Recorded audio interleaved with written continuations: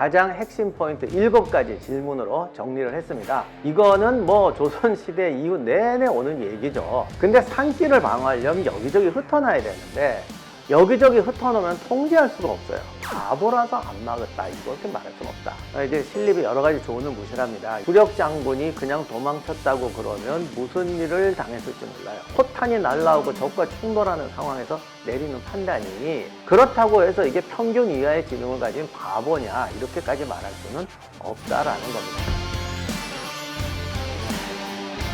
그러면 정찰병 말은 왜 무시했어요?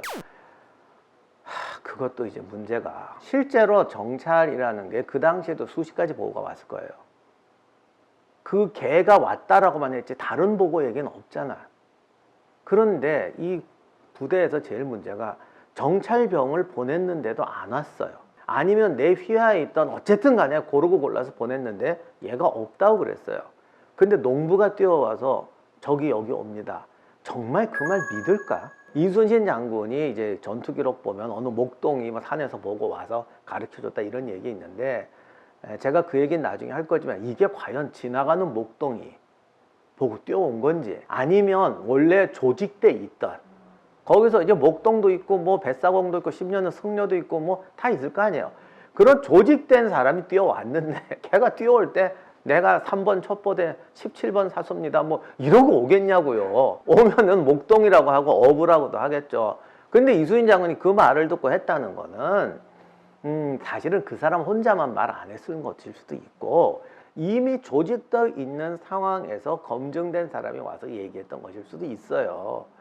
그러니까 우리가 기록에 그것만 남겨서 그렇죠. 아니면 평민이 왔어도 그런 애들이 한 20명 30명이 온 거야. 한국에 애국자가 없겠어? 다 와서 보고를 했지. 그럼 그거 누가 어떻게 다 들어? 그 중에는 진짜 일본 애들 스파이도 있을 것이고 그러기 때문에 정보는 들어온다고 되는 게 아니고 그걸 분석하고 이게 맞추는 능력이 중요한데 그거는 앉아서 못합니다. 조직이 돼 있어야 하는 것이지. 그러니까 정말 뭐 여러분이나 그 임진왜란 뭐 당시에 선비들이 썼던 대로 아무것도 없고 안 믿었을 수도 있기는 하지만 그래도 신립이 전쟁터에서 굴렀던 장군인데 내가 볼 때는 틀렸다 하더라도 당시에 정찰 조직은 망가져 있고 제대로 된 보고는 안 들어오니까 물렸을 가능성이 있다는 거예요. 우리 솔직히 말해서요. 9.11 테러, 옛날에 인도 뭄바이 테러, 그 노르웨이의 무슨 테러 제 말이 의심스러우면 다큐멘터리 한번 뒤져보세요. 그 수많은 사건 중에 정보국에 정보 안 온 적 있나? 다 들어왔어요. 세계 최고의 정보기관에 정보 다 들어왔어. 안 들어온 거 있으면 한번 갖고 와봐요. 다 들어왔는데 얘들 무시했잖아. 그건 왜 그랬을까? 걔들이 바보라서? 그럼 지금 뭐 CIA고 뭐고 다 때려져 바꿔야지. 안 그러잖아요. 정보의 세계라는 게 그런 거예요. 아마 신립의 조령 문제에 대해서 여기 많은 분들이 흥분하는 게 이런 전제를 하기 때문에 그래요. 조령회를 지켜서 이겼다면 전투 한 번에서 이긴 게 아니라 그야말로 전쟁의 향방을 바꿨다. 서울이 함락되지 않을 수도 있었다. 이런 식으로 이제 과대평가를 하니까 이것만 아니었으면 뭐 이게 정말 이렇게 됐다라고 하니까 그런데 그건 솔직히 절대로 아닙니다. 왜? 당시 일본군 3군이 서울을 향해 진격하고 있었는데 만에 하나 조령을 지켜서 고니시군에게 아주 결정적인 타격을 줬다 하더라도 가토 키요마사도 있고 구로다 마사문의 군대는 어떻게 막을 것이며 걔네들이 충주를 지나서 원래 가토군도 충주 쪽으로 오고 있었는데 뒤쪽 끊으면 이 8,000도 안 되는 조선군이 과연 거기서 몇 날 며칠을 버티죠? 그렇기 때문에 설사 100번 양보해서 조령을 지켜서 한두 번 정도 승리를 거두었다고 하더라도 뭐 정말 일본군이 완전히 붕괴되고 주력이 괴멸하고 서울이 함락되지 않고 전투가 이런 일은 절대로 물론 우리가 또 많은 얘기할 그때 이겼으면 뭐 군대가 뭐 이러고 어쩌고 저쩌고 많은 이야기 할 수가 있지만 아무리 생각해도 그건 과잉이다. 그러니까 가끔 이런 얘기 하잖아요. 뭐 이순신 장군이 차라리 나가서 일본까지 갔으면 그냥 함락시킬 수 있었다. 듣기는 좋지. 그래서 선조가 또 이순신 장군 해임했다고 또 불만인 분들이 많은데 내 판단이 나도 틀렸으면 좋겠지만 조선 수군이 일본까지 가서 일본을 함락시키건 진짜 말도 안 돼요. 그럼 부산항은 왜 함락 못 시켰어? 오히려 그렇게 말하면 이순신을 선조가 자른 게 정당한 거야. 생각해봐요. 일본도 함락시킬 수 있는 사람이 부산항도 함락시키지 않고 있어. 이건 그 민족 반역자게. 그러면 선조가 이순신 자른 건 정당한 이유지. 그러니까 왜 우리는 선조가 이순신 자른 거에 분노를 하고 이순신을 자른 이유가 부산에 안 간다는 거였잖아. 이순신 장군이 가면 불리하니까 우리는 수비에 강하지 여기서 해야 된다고. 그럼 그 사람 보고 일본까지 가려는 여러분은 뭐냐고 도대체. 선조보다 더한 거지. 그러니까 제발 우리가 합리적으로 생각하고 또 설사 그게 틀렸다 맞았다 도 250년 전에 대해서 누가 그거를 100% 증명할 수가 있다. 제가 이렇게 말한다고 하고 내가 반대한다고 해서 너는 나쁜 놈이다. 뭐 정말 이러는 게 아니잖아요. 이러하니까 이런 식으로 생각하는 게 있다라고 얘기하는 건데 여러분은 거기서 합리적인 걸 선택하면 되는 거예요. 그리고 이런 거를 통해서 생각하고 분석하는 능력을 키우면 되는 것이죠. 그렇다면 신립은 왜 상금대를 택해서 거기다 배수진을 치는 거예요? 자, 이제 신립의 이제 신립 바보론의 두 번째 이제 그 근거는 좋아, 조령 안 지킨 건 그렇다 치자. 그런데 너는 왜 탕금대에 배수진을 쳤느냐라는 문제예요. 요거는 제가 지난 편에서 되게 좀 길게 얘기를 했는데 여기서 다시 한번 말씀드리지만 이 탕금대 전투의 생존자가 사실 별로 없습니다. 그리고 이때는 정신없어가지고 보고가 올라왔어도 이게 또 그때 막 피난 가고 하니까 막 정리가 제대로 안 돼 있거든요. 그래서 이 여러 가지 기록을 보면 이게 제대로 된 기록이 아니에요. 토막 기록이에요. 근데 옛날 우리나라 전투 기록이 제일 문제가 뭐냐면 이걸 육하원칙 시간순으로 하질 않아. 그러니까 예를 들어서 1소대가 성문을 향해 공격을 했어요. 근데 졌어요. 2소대가 다시 공격을 했어요.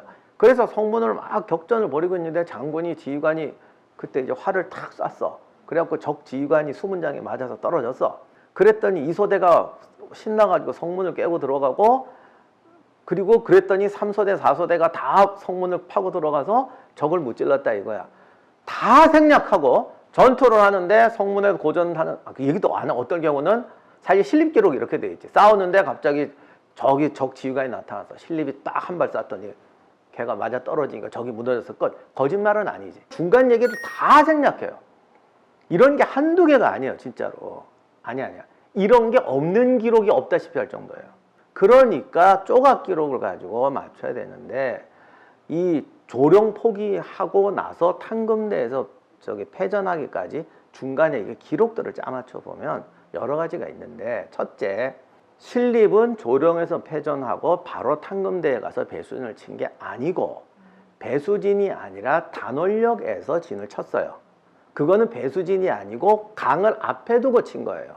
조선시대 앞으로 제가 임진을 할 때도 이런 얘기 여러 번 나오는데 그러니까 지형을 이용해야 되니까 좋은 게 이제 계곡, 산, 조령 같은 산골짜기에 매복하는 것과 그 다음엔 강을 앞에 두고 적의 도하 지점을 공략하는 두 가지 방법을 주로 많이 씁니다. 그런데 신립 입장에서는 조령에서는 아까 그런 문제가 있는데 단원력은 지금도 충주 단원력 지금 대교가 있는 정말 유명한 그 옛날부터 충주로 가는 길이에요. 거기가 거기 나루가 있어요.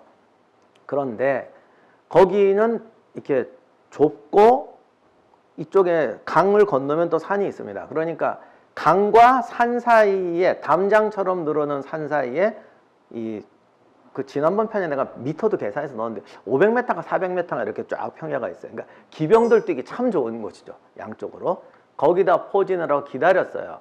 그러니까 기병 위주로 싸우려고 했던 건 맞는데 그거야 가장 잘 싸울 수 있는 방법이니까 그랬겠지. 그렇게 해서 문제는 무식하게 배수진을 친 게 아니라 기병이 제일 잘 싸울 수 있는 위치를 찾았는데 그것은 탕금대가 아니라 단원력이더라 이겁니다. 그런데 여기서 기다리고 있는데 일본군이 안 와요. 바로 온 게 아니거든. 여기서 신립이 이유 없이 충주성으로 들어가 버립니다. 이제 이게 애매한 거죠. 왜 들어갔냐? 설명이 없어요. 설명이 없는데 이제 여러 가지 추론을 하다 보면 충주로 오는 길이 또 여러 개가 있어요. 이게 모든 성이 로마로 통하듯이 충주라는 데가 이 조선시대 때 정말 중요한 데거든. 이쪽으로도 오고 이쪽으로도 와요. 있다 보니까 또 사실은 헛된 정보가 왔을 수도 있어요. 적군 이쪽으로 옵니다. 뭐 아니면 뭐 적군이 요즘 꼼짝 안 하고 있습니다. 뭐 이럴 수도 있는데 사실 문제가 그쪽으로 와주면 좋은데 척이 나눠서 오면 어떡할 거야. 그리고 실제 나중에 나눠서 와요. 그러다 보니까 병력도 없잖아요, 지금. 그러니까 아마 안 되겠다. 차라리 성을 지키자라고 들어간 건지 아니면 이제 또 하나 추론은 보급이 잘 안 되는 거죠. 이게 이제 군대가 믿지를 못하니까 마을 주민들이 도와줘야 되는데 도와주겠냐고 도망가고 뭐 기타 등등 여러 가지 이유로 더욱이 벌판을 쌓은다 그러니까 겁은 더 났을 것이고 그러다 보니 보급이 안 되고 예를 들어 후방의 부대들이 도망가고 충주성 주민들이 동요한다 그래서 들어갔을 수도 있고 뭐 이거는 사료가 없으니까 알 수가 없지만 대개 그 전쟁사에서 벌어지는 일을 보면 대략 이런 이야기고 군량이 제대로 조달이 안 돼서 들어갔을 수도 있고요. 그러다 보니까 충주성으로 들어갔는데 이제 여기서 갑자기 일본군이 넘어서 그것도 항류 쪽으로 이제 해서 나눠서 충주성 쪽으로 압박하고 온 거죠. 가는데 벌써 쫓아온 거죠. 그리고 적군이 벌써 앞을 막아요. 할 수 없이 뒤로 돌아서 기병 돌격을 한 거예요. 이 기병의 엄호를 받고 후퇴를 살아서 갔어야 될 군대마저도 전멸하게 되는 이런 이제 큰 피해가 났던 것 같아요. 무참하게 졌어. 이게 제일 수치스러운 거예요.